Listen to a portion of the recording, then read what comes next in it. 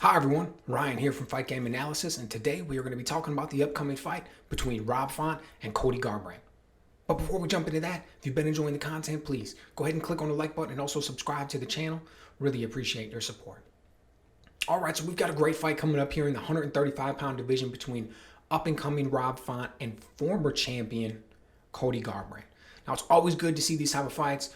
Really hope that both men bring out the best in each other. Both highly talented. Rob Font figures he gets a win over the former champion and is going to put him on the short list of contenders fighting for that belt once it all gets figured out between Petr Yan and Aljamain Sterling.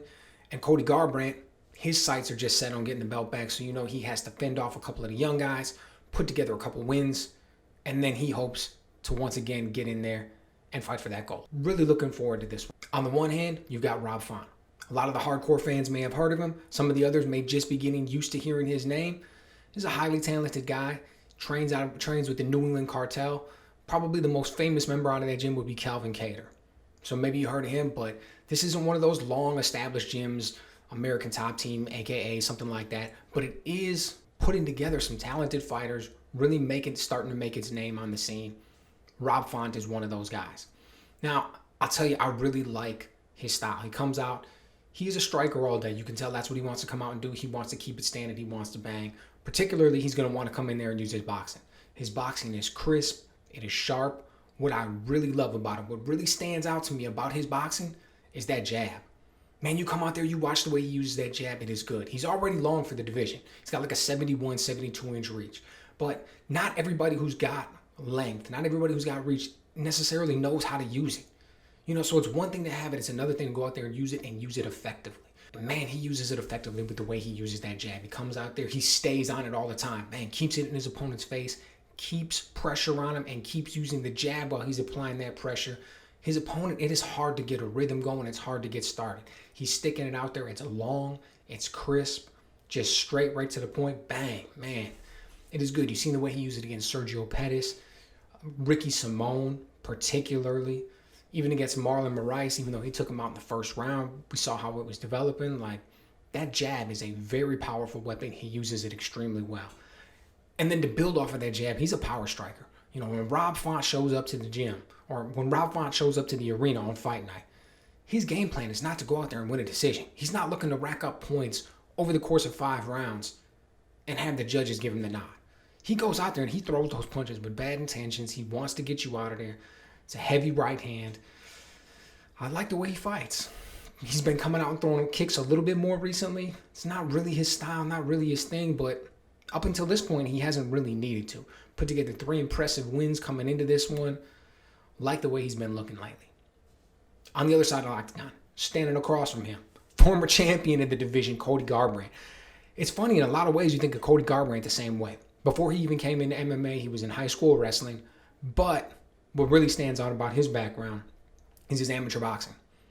Racked up a record of 32-1 in amateur boxing before he went over and started in MMA.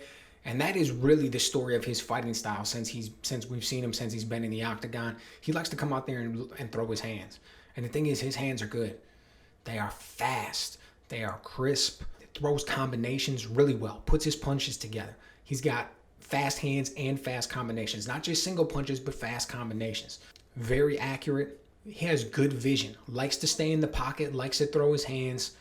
You can see the punches that he got off against TJ Dillashaw when he hurt him in those fights. The punch that he got off against Pedro Munoz when he took his head off right at the end of the round. He's got good vision. He sees things when he's in the pocket. That actually leads to part of his problem. Because he's so comfortable being in the pocket, because he's so comfortable exchanging, he feels confident with his fast hands. He feels confident with his power. He'll stand right in front of guys.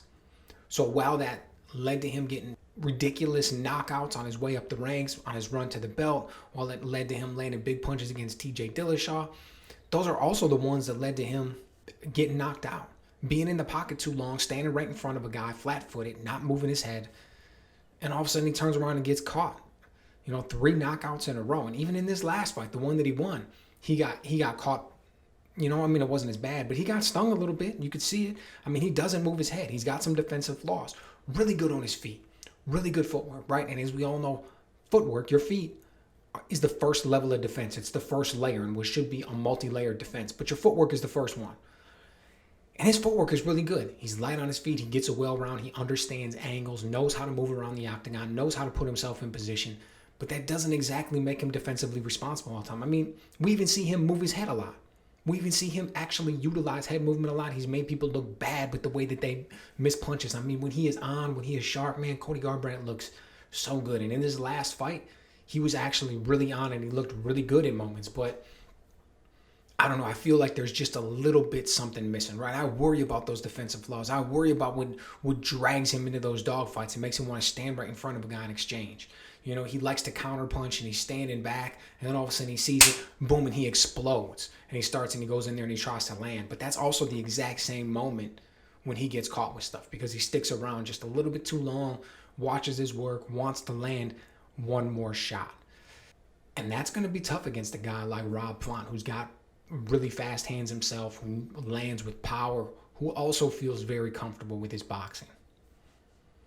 So the question is, what's it going to look like when these two step in the octagon against each other on Saturday night?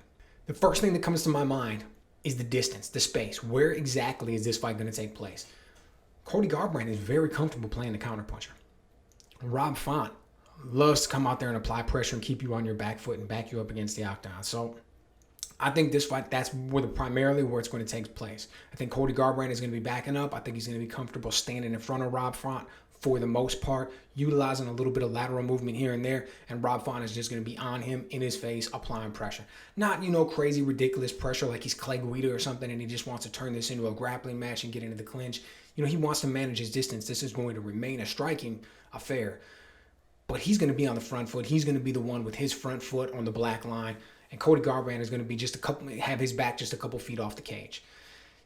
Cody Garbrandt is going to be waiting for Rob Font. He likes to play the counterpuncher, but it's not going to play out well for him this time. Rob Font's got that beautiful jab. He's going to come out there. He's going to land it. He's going to use it all the time.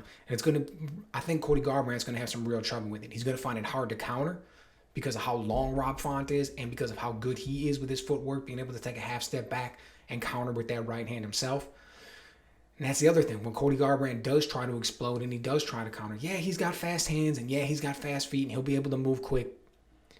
But Rob Font is a very skilled striker. And if Cody Garbrandt comes in with his chin up like he likes to do a lot of times, doesn't move his head like he likes to do a lot of times, I think he's going to find himself in prime position, get caught with some nasty counter shots coming right back at him. When he does like to move forward and he does like to explode, which isn't his primary game, right? Garbrandt does like to play the counterpuncher, does like to lay back, but he does like to explode at times. And when he does, it's the same story. Chin up a little bit, doesn't utilize a lot of head movement, doesn't work defensive movements, doesn't transition between defensive movements and offensive movements very well.